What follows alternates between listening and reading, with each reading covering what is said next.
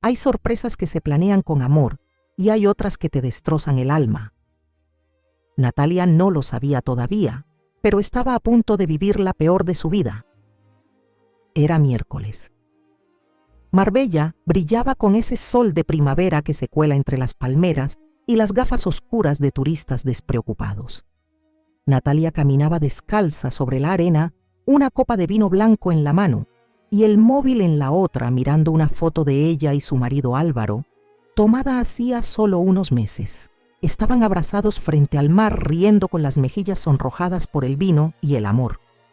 Pero esa mañana, mientras sus amigas hablaban de hombres, moda y memes, ella tenía la cabeza en otra parte. Algo no encajaba. Álvaro había estado raro últimamente, más seco, más distraído. Ya no le enviaba mensajes dulces. Ya no la abrazaba por detrás mientras ella cocinaba. Ya no la miraba como antes. Natalia quería pensar que era el estrés del trabajo. ¿Qué pareja no pasa por eso? Pero su intuición le gritaba otra cosa. «Chicas, creo que me voy mañana por la mañana», dijo de repente dejando el móvil sobre la mesa. Todas levantaron la cabeza como si hubiera anunciado su embarazo. «¿Qué dices?» «Nos queda la fiesta en yate», protestó Laura con cara de indignación. Lo sé, pero quiero darle una sorpresa a Álvaro. Le compraré sus tapas favoritas, un vino de los que le gusta, y apareceré de improviso. Seguro le hace ilusión». Sonrió tratando de convencerse a sí misma más que a las demás. «¿Todo bien con él?», preguntó Lucía más seria. «Sí». «Bueno, no lo sé. Solo quiero que vea que me importa, que pienso en él». No hubo más preguntas. A veces las amigas saben cuándo callar y acompañar. El jueves a las 18:00 Natalia ya estaba en carretera. El maletero de su Audi contenía una caja con croquetas de jamón, queso manchego, curado pan de masa madre y una botella de Rioja del 2008. Era su favorito, el mismo que descorcharon cuando firmaron la escritura de la casa. Mientras conducía, ensayaba la escena en su mente, él abriendo la puerta sorprendido, emocionado, tirando el móvil para abrazarla, quizás una lágrima. «No puedo creer que estés aquí, Nat». Ella se reiría, le daría el vino, lo besarían y luego harían el amor como cuando recién se casaron. Todo sonaba perfecto, pero la vida cuando quiere destruirte no avisa. Eran las 22:23 cuando llegó a la casa. Las luces del porche estaban apagadas, silencio total, ideal para una sorpresa. Natalia entró por el garaje, dejó los tacones en el asiento trasero y se movió como una sombra por la cocina. Olía a incienso, algo que Álvaro nunca usaba. Sintió un leve escalofrío. Entonces lo oyó. «El matrimonio es una puta pesadilla, tío», decía Álvaro, su voz al otro lado del salón hablando por teléfono. Natalia se quedó congelada con la bolsa del pan en la mano. Si no fuera por el dinero de su familia, ya me habría largado hace tiempo. El corazón de Natalia dejó de latir por un segundo. No sospecha nada. Se fue con las amigas, está feliz. Es tan ingenua que me da risa. Pausa. «Tranquilo, solo un par de años más. Saco lo que pueda y me largo contigo. Ya lo hablamos. Lo tengo todo planeado». Natalia no podía moverse. Era como si su cuerpo se hubiera separado de su alma. El vino, el pan, la ilusión, todo se volvió peso muerto en sus brazos. «¿Contigo? ¿Quién era tú? Saco lo que pueda». ¿Qué más le había quitado? Todo planeado. ¿Desde cuándo no lo enfrentó? No abrió la puerta, no gritó ni lloró. Dio media vuelta, salió por donde entró y se metió en el coche como si acabara de escapar de un incendio. Condujo sin rumbo fijo. En algún punto estacionó en una gasolinera abierta 24 horas, compró una botella de agua, se encerró en el baño y lloró durante 20 minutos. Lloró hasta que no le quedó saliva, hasta que se le hincharon los ojos, hasta que se quedó vacía.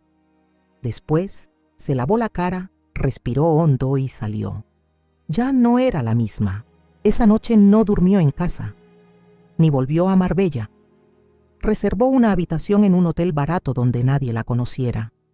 Se duchó, se puso la bata, se miró al espejo largo rato. Lo que vio era una versión rota de sí misma, pero también una que empezaba a despertar. Tomó el bolígrafo del escritorio y escribió en una servilleta: «No voy a explotar, voy a planear. Y cuando termine él no va a saber que lo golpeó». Sonrió, apenas un poco, pero era la primera sonrisa sincera que tenía en semanas. A la mañana siguiente volvió con sus amigas como si nada hubiera pasado. Les mostró fotos falsas en Instagram, dijo que solo fue a darle una sorpresa y volví porque estaba muy cansada. Nadie preguntó mucho más, pero Lucía, mientras le servía café, la miró con ojos de sospecha. «Nat, ¿seguro que estás bien?», Natalia asintió. «Nunca estuve más clara». En su interior se había declarado la guerra, pero esta vez no sería una guerra con gritos ni violencia. Sería una guerra silenciosa, estratégica, fría, y ella no pensaba perder. Natalia salió del coche horas después. Se sentía como un espectro. La gente pasaba a su lado en la recepción del hotel sin mirarla, y eso curiosamente le daba alivio. Quería ser invisible, ser nadie. No la esposa decepcionada, no la niña rica con el marido perfecto. Solo una mujer rota. En la ducha el agua caliente le quemaba la espalda, pero no se movía. Cerró los ojos y en su mente apareció una imagen como un puñal la noche en que Álvaro le pidió matrimonio. Habían hecho un picnic en el parque del Turia. Álvaro sacó un anillo que claramente no podía permitirse en aquel entonces y se lo ofreció con voz temblorosa. «No tengo mucho, Natalia, pero contigo siento que puedo tenerlo todo». Ella lloró de felicidad. Le dijo que sí sin pensarlo. ¿Qué parte era real? Fue amor. Algún día se envolvió en la toalla y se sentó frente al espejo del tocador. Abrió su portátil. No por trabajo, sino para algo más importante, crear una carpeta oculta. La nombró Sofía Proyecto. Dentro empezó a guardar notas con fechas, comportamientos sospechosos de Álvaro que en su momento había ignorado. Comentarios sobre tener acceso a los fondos de inversión, llamadas que cortaba rápido, excusas repetidas. «Ya no soy tu víctima», murmuró. «Soy tu final, Álvaro». Y por primera vez, desde que escuchó aquella llamada maldita, sonrió con rabia. La rabia puede explotar como dinamita o puede esconderse como veneno en una copa de vino. Natalia eligió lo segundo. Volvió a casa como si nada hubiera pasado. Álvaro la recibió con los brazos abiertos, sonriendo con cara de esposo devoto. Le preguntó cómo le había ido el viaje, si se había divertido. Ella respondió con tono suave, casi maternal: «Sí, amor, fue todo muy lindo, pero ya sabes, me haces falta». Álvaro la besó en la frente y por un segundo Natalia sintió ganas de vomitar. Ahora que conocía sus verdaderas intenciones, cada gesto suyo parecía una burla. «Te compré queso curado del bueno, el que te gusta», dijo ella, «y traje una botellita de Rioja. Pensaba que podríamos celebrar». «¿Celebrar qué?», preguntó el curioso. «Que estamos juntos, nada más». Él sonrió. No sospechaba nada, pero esa noche, mientras él dormía profundamente, Natalia se levantó sin hacer ruido. Caminó descalza por el pasillo, fue al estudio y buscó el cajón inferior del escritorio. Allí, entre calcetines viejos y papeles sueltos, encontró el segundo teléfono de Álvaro. Lo desbloqueó con la huella digital que aún estaba registrada. Él ni siquiera se había molestado en cambiarla. Abrió WhatsApp. Conversaciones con un contacto guardado como D. No necesitaba más datos. En cada mensaje se evidenciaba la relación emocional y económica que aún mantenían. Pronto todo esto será nuestro. Ella sigue sin enterarse. 2 años más, amor. Solo 2. Hoy me pidió que tengamos hijos. Casi me da la risa. Le saco lo que puedo, pero con cuidado. La familia está muy pendiente. Natalia guardó todo. Capturas de pantalla, audios, incluso fotos enviadas. Se las envió a sí misma usando una cuenta cifrada que había creado la noche anterior, justicianate@protonmail.com. Luego Volvió a dejar el teléfono exactamente donde estaba. No debía dejar huella. El plan requería paciencia. Durante las semanas siguientes se dedicó a actuar. Nada de explosiones, nada de reclamos. Solo pequeños cambios. Retiró poco a poco sus pertenencias más valiosas de la casa. Joyas, documentos, incluso una caja con cartas de su infancia. Cada noche guardaba algo en una maleta pequeña que llevaba al trabajo y dejaba en su oficina bajo llave. También empezó a mover dinero. No grandes cantidades, no. Solo lo justo para no despertar alarma. Cambió las claves de acceso a su cuenta personal, activó doble autenticación y contrató a una consultora financiera para revisar todo el entramado de inversiones familiares. Todo bajo el nombre de una reestructuración preventiva. Mientras tanto, Álvaro empezaba a sentir algo raro. ¿Estás bien últimamente?, le preguntó una noche mientras veían una serie en el sofá. Te noto distinta. ¿Distinta? No sé. Quizás un poco más cansada. Es que antes me contabas todo. Ahora estás como lejos. Natalia le tomó la mano con dulzura. A veces hay que hacer silencio para pensar. No todo es hablar, Álvaro. Él sonrió, pero se notaba incómodo.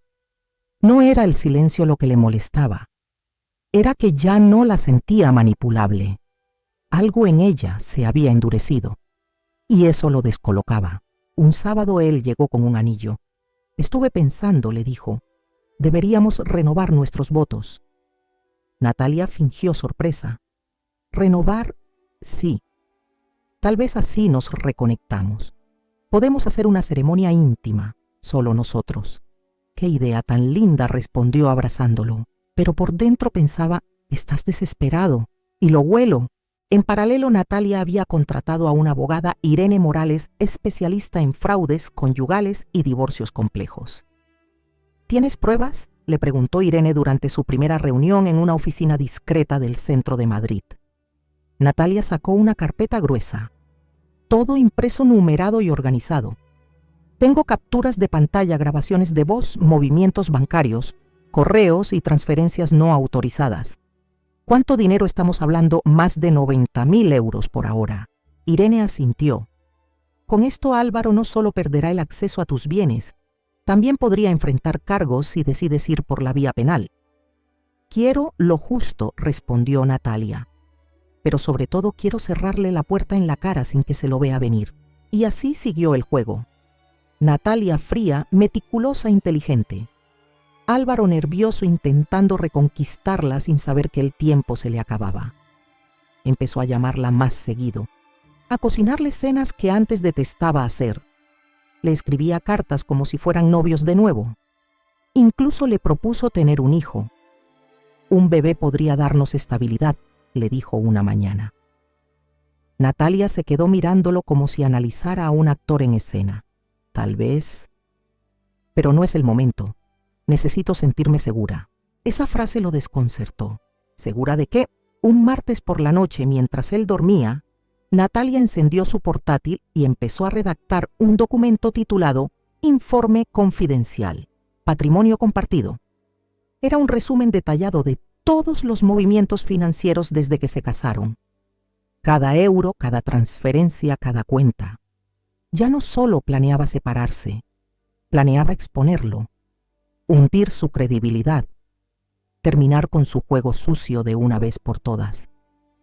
Porque a veces el silencio no es resignación, es preparación. Y ella estaba casi lista. Álvaro empezaba a perder el control. No era tonto. Sentía que algo no iba bien, aunque Natalia no decía ni hacía nada sospechoso. Pero era ese nada lo que más lo perturbaba. Antes ella se quejaba, lloraba, preguntaba. Ahora solo observaba, callaba, sonreía, demasiado tranquila. Una noche, mientras Natalia se duchaba, él se quedó mirando su cepillo de dientes. Observó su lado del armario. Aparentemente todo estaba igual, pero olía distinto. No había perfume en sus camisones. No quedaban sus cosméticos en el tocador. Había señales pequeñas pero reales de que ella se estaba yendo sin irse. Intentó buscar en su móvil, pero Natalia ya había cambiado la clave. Eso fue como una bofetada. La primera en 4 años. La semana siguiente, Natalia regresó al despacho de Irene con más papeles. «He preparado esto», dijo dejando una carpeta. «Transferencias desde nuestra cuenta conjunta a su cuenta personal. Algunos pagos a nombre de una empresa pantalla». Irene hojeó los documentos impresionada. «Tú deberías trabajar para mí», bromeó. Pero en ese momento Natalia bajó la mirada y rompió en llanto. Lágrimas contenidas durante semanas salieron de golpe. Irene se levantó, le ofreció un pañuelo. «Perdón, yo no suelo llorar delante de nadie», murmuró Natalia. «¿No estás llorando por él?» «Natalia», dijo Irene, «estás llorando por ti, porque al fin estás soltando lo que te mataba en silencio». Natalia asintió. Fue un momento pequeño, pero también fue el principio de su liberación emocional. Esa noche Natalia hizo algo distinto. Envió un email falso a Álvaro desde una dirección anónima usando una excusa vaga. «Hola, soy de Fiscalía. Hay una investigación de movimientos sospechosos relacionados con cuentas comunes. Puede que le citen. Favor de revisar». Ella quería ver su reacción. Álvaro lo abrió durante la cena. Se puso pálido. «¿Tú has recibido algo raro del banco?», preguntó de la nada. «Yo no, nada. Me ha llegado un correo extraño. No sé si es spam o...». «¿Qué decía algo de una revisión fiscal?» «No sé, olvídalo». Natalia contuvo la sonrisa. Cayó redondo. Después de cenar, él se ofreció a lavar los platos. Un gesto que no hacía desde antes de casarse. Natalia se sentó en la barra de la cocina, lo observó en silencio. Y pensó: «Ya no me das rabia, me das pena». Pero no por él, sino por la versión de ella que alguna vez lo amó. Sábado por la mañana. La finca de los padres de Natalia en las afueras de Valencia brillaba bajo un cielo de primavera. Era el lugar donde ella había crecido, donde aprendió a montar a caballo, a diferenciar un buen vino y a desconfiar de las sonrisas vacías. Y ese día, esa casa iba a ser testigo de una verdad largamente contenida. A las 12:00 en punto, Álvaro llegó con su mejor camisa, el pelo engominado y un ramo de lirios blancos, las flores favoritas de su suegra. Parecía el yerno ideal. Aparcó su coche alquilado porque el suyo, en realidad, lo había vendido semanas atrás para invertir, y respiró profundo antes de tocar el timbre. No sabía qué le esperaba. Solo sabía que Natalia lo había invitado a una comida para reconectar con la familia. Eso lo ponía nervioso, pero también lo tranquilizaba si estaba planeando dejarlo. ¿Por qué invitar a sus padres? Lo recibió su suegra con una sonrisa tirante. «Qué bueno verte, Álvaro. Pasa». «Gracias, señora. Traje estos lirios para usted». Ella los tomó sin decir mucho y se dio la vuelta. Álvaro entró en el salón donde estaban todos los padres de Natalia, su hermano Sergio, la tía Carmen chismosa y directa como siempre, y una mujer desconocida elegante con una carpeta negra sobre las piernas.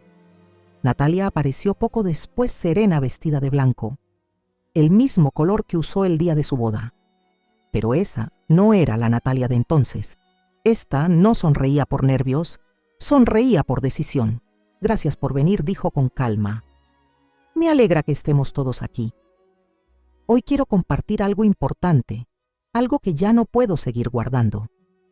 Álvaro frunció el ceño, tragó saliva, su corazón se aceleró. «¿Qué pasa, amor? Tú dime, Álvaro». «¿Qué pasa?» Él la miró confundido, pero el sudor ya le mojaba la nuca. «No entiendo». Natalia se acercó a la mujer de la carpeta.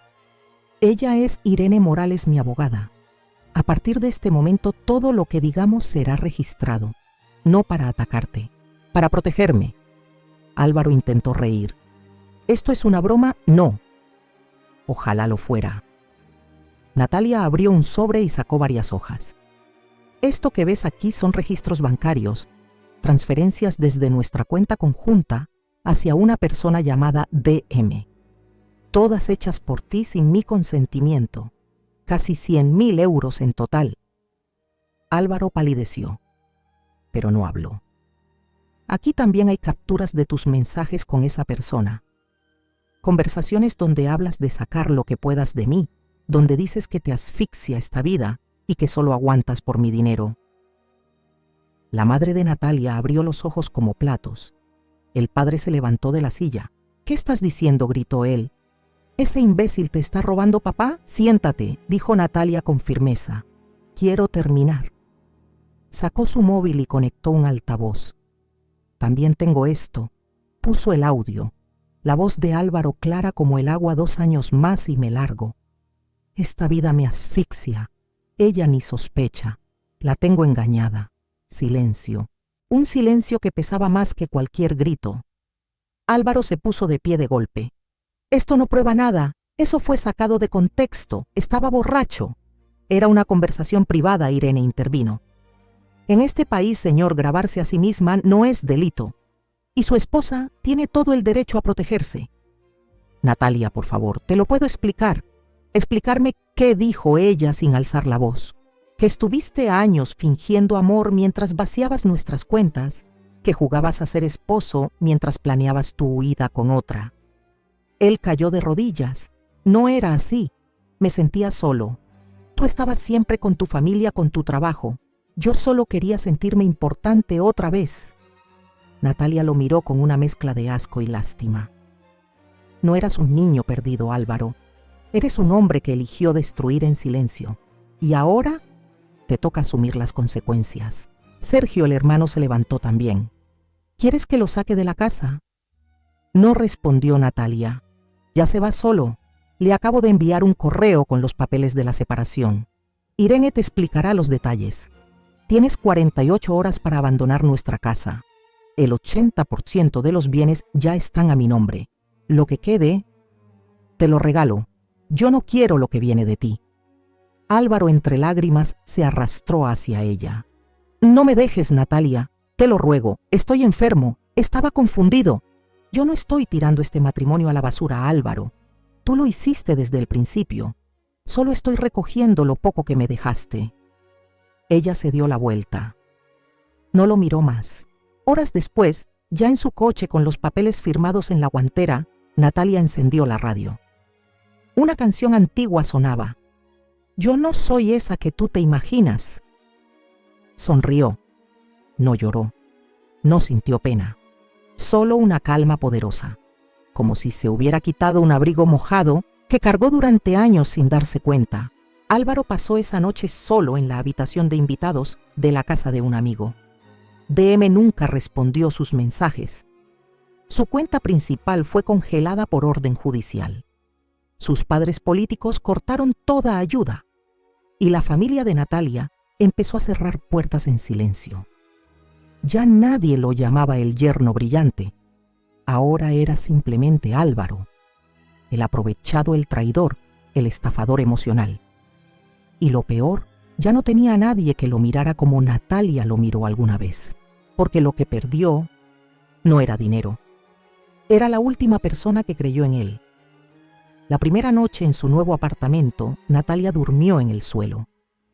No porque no tuviera cama, de hecho había comprado una hermosa cama de roble natural con sábanas blancas de algodón egipcio, sino porque todavía no se sentía digna de ocuparla.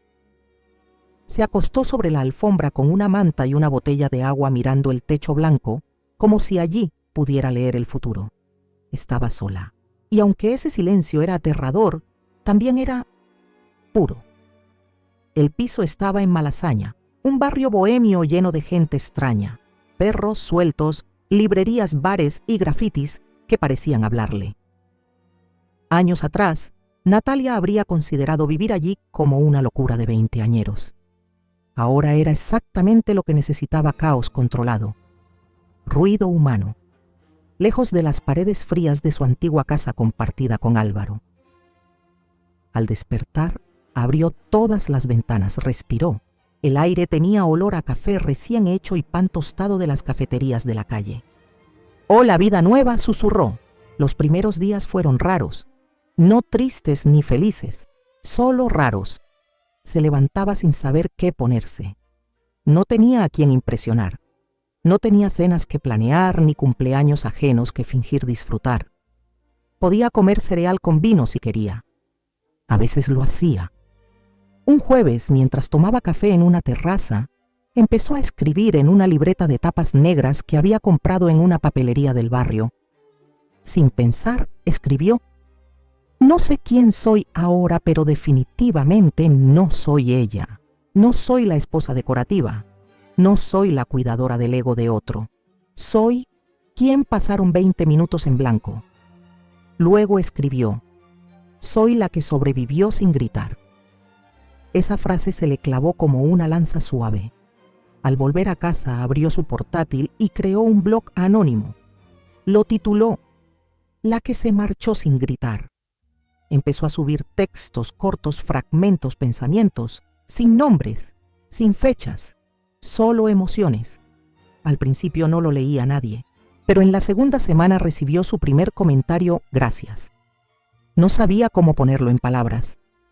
Tú lo hiciste por mí. Y luego otro: estoy pasando por algo parecido. Leer esto me hizo respirar. Natalia no contestaba, solo leía. Y cada mensaje le confirmaba que su dolor no había sido inútil. Volvió a terapia. No para entender a Álvaro, eso ya no le interesaba, sino para entender por qué aguantó tanto. ¿Por qué su umbral de dolor había sido tan amplio? ¿Por qué confundió control con amor? No es que no vieras las señales, le dijo su psicóloga en una sesión. Es que aprendiste a justificar lo injustificable para no destruir lo que habías idealizado. Natalia lloró, pero ya no eran lágrimas de víctima, eran lágrimas de limpieza. Una tarde, mientras visitaba una galería de arte en Lavapiés, se encontró con Guillermo, un excompañero de universidad. Habían estudiado juntos historia del arte, pero nunca hablaron mucho. Natalia, dijo él, reconociéndola detrás de unas gafas oscuras. Guillermo, qué sorpresa, hablaron durante horas. Guillermo era ahora restaurador de libros antiguos. No tenía coche, ni casa propia, ni una vida perfecta, pero hablaba con verdad.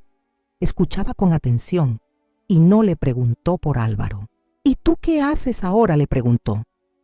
Natalia pensó un segundo. Respiro y escribo. Me gusta eso, respondió él. Se despidieron con un abrazo. No hubo tensión romántica ni promesas de reencuentro, solo la certeza de que aún existía gente buena, y eso ya bastaba. Cada domingo Natalia tenía un ritual: compraba flores, cocinaba algo simple, a veces solo una tortilla, ponía jazz suave y escribía en su blog.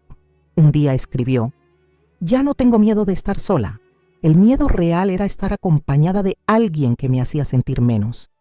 Lo llamaba amor, pero era dependencia con perfume caro. Ese texto se viralizó. En menos de 48 horas recibió cientos de mensajes. Mujeres y algunos hombres le contaban sus historias, sus dudas, sus silencios. Algunas incluso le escribieron desde baños de oficina llorando en secreto. Por primera vez, Natalia sintió que había encontrado su voz, y no porque gritara, sino porque muchas la escuchaban, incluso cuando susurraba. Un martes por la noche, después de una clase de yoga, encontró un sobre en el buzón. No tenía remitente. Al abrirlo, reconoció la letra de Álvaro. Solo quiero pedirte perdón. No merezco ni tu odio. Espero que seas feliz. Te juro que sí te amé alguna vez. Natalia no se molestó en responder. No necesitaba cerrar nada. Ella ya lo había hecho. Tiró la carta a la basura. Con el tiempo empezó a sentirse fuerte, no imbatible, no perfecta, pero real, humana, capaz de construir sin que nadie le robe los planos. Se permitió salir con amigos, reír fuerte, usar ropa que a Álvaro no le gustaba, ver películas malas, comer sola sin sentir vergüenza. Y una noche incluso se quedó despierta hasta las 3:00 hablando con una mujer que conoció en un taller de escritura, no porque buscara amor, sino porque se sentía viva. Y eso era más que suficiente.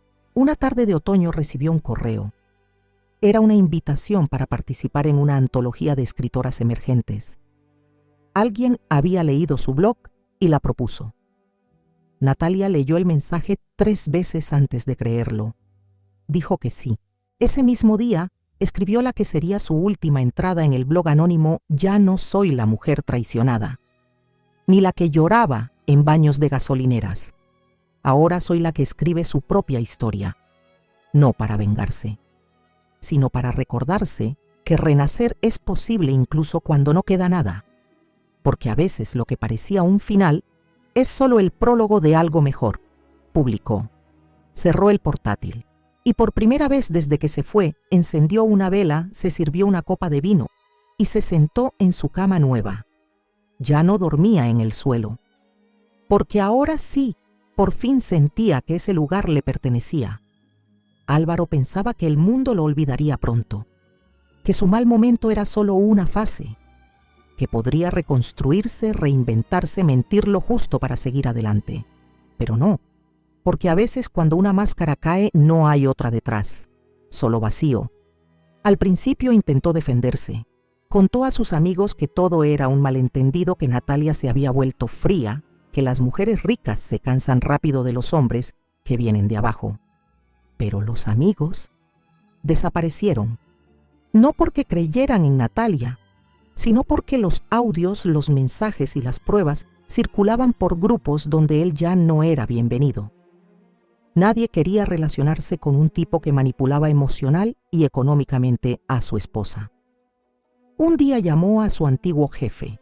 Quería volver al despacho de arquitectura donde había trabajado antes de casarse. «Lo siento, Álvaro», le dijo su exjefe con voz seca. «No podemos tenerte de vuelta. No es personal, es imagen». Cortó. Ni siquiera lo invitó a hablar en persona. Álvaro golpeó la pared de su piso alquilado hasta hacerse sangrar los nudillos. Durante semanas mandó currículums, llamó a conocidos, activó su LinkedIn, publicó frases inspiradoras, incluso subió fotos antiguas con Natalia, como si aún fueran pareja, buscando generar simpatía o duda. Pero nada funcionó, porque la gente puede olvidar muchas cosas, pero no olvida a un farsante. Y Álvaro no tenía otra versión de sí mismo. Contactó a DM, su gran amor, aquella mujer, a la que prometió huir con todo el dinero. Pero DM ya se había enterado de todo y no respondió más. Una noche borracho le mandó un audio de «No me dejes ahora, todo lo hice por nosotros». Lo que decía en los audios era por estrategia: «Tú sabes, yo te amo, siempre fuiste tú». Ella lo bloqueó al instante.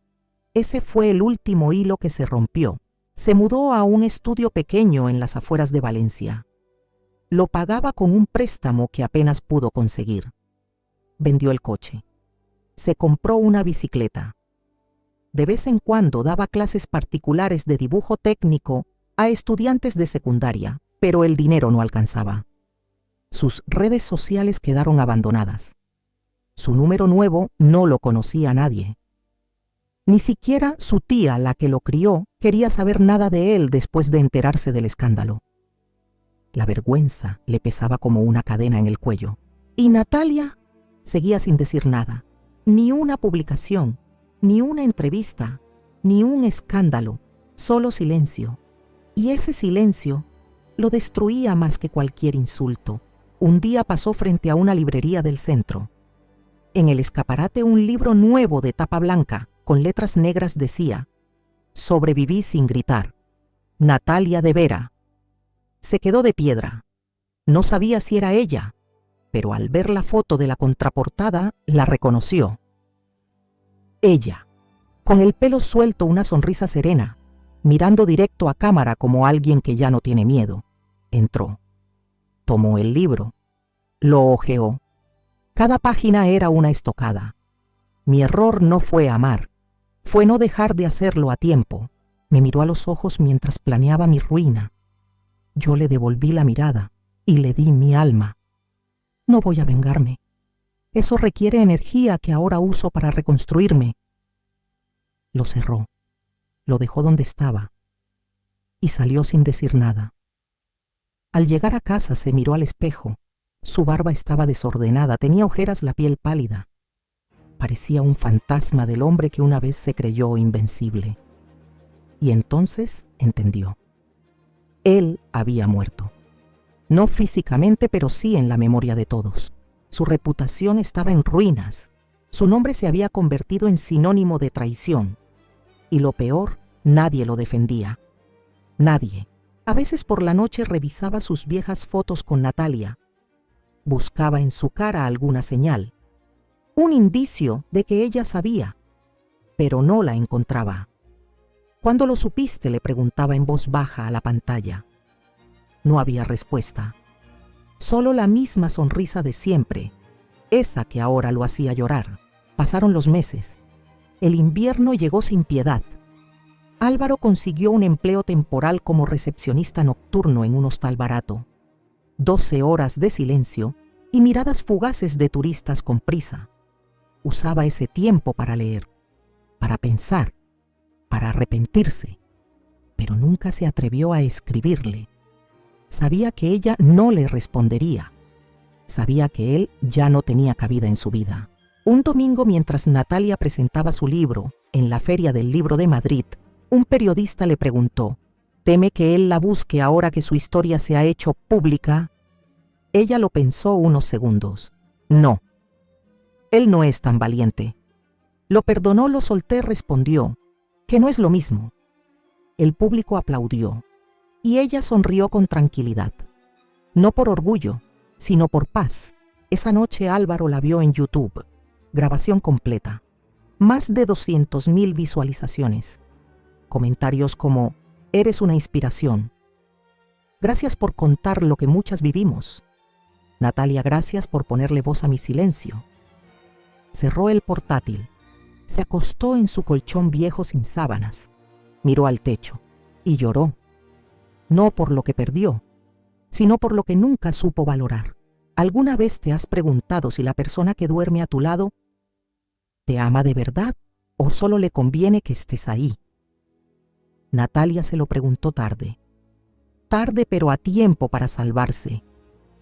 Ella creyó que el amor era aguantar, perdonar, entender, callar. Que los baches eran parte del camino. Que los silencios eran solo fases. Y así, noche tras noche, fue justificando todo el desinterés, las miradas vacías, las excusas, las ausencias. Porque cuando quieres amar lo haces con todo, incluso con la dignidad.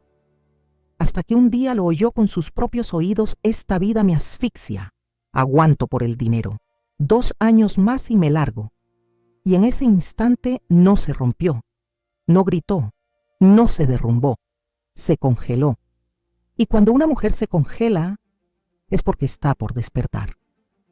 Natalia no hizo escándalo, no buscó venganza, planeó, se preparó, guardó pruebas, protegió su alma, y cuando llegó el momento no pidió explicaciones, no lloró por lo perdido, simplemente lo expuso y se fue. Porque cuando entiendes que alguien nunca te amó, no hay más conversación posible. Hoy Natalia no necesita que nadie la salve. Se salvó sola, escribe, respira, vive. Y sobre todo ya no tiene miedo, porque no hay libertad más grande que la de mirar atrás y no querer volver. Y tú que estás viendo esto, ¿has sentido que la persona con la que estás ya no te ama, pero tú sigues ahí, esperando un milagro? ¿Te has convencido de que aguantar es amar? ¿Has perdido tu voz por mantener una relación viva? Entonces escucha esto y grábalo. No estás loca, no estás exagerando. Y sobre todo, no estás sola. Natalia pudo haberte contado tu historia. Y si es así, que su final sea tu inicio. No esperes la traición para actuar. No esperes las pruebas para irte. A veces el dolor no necesita testigos, solo necesita valor. Porque sí duele irse, pero a veces duele mucho más quedarse. ¿Y tú, qué harías si descubres que tu pareja solo está contigo por interés? Déjame tu opinión en los comentarios. Dale like si esta historia te tocó el corazón. Y sobre todo suscríbete para más relatos reales que no solo entretienen, sino que despiertan. Gracias por mirar. Esta historia podría haber sido la tuya.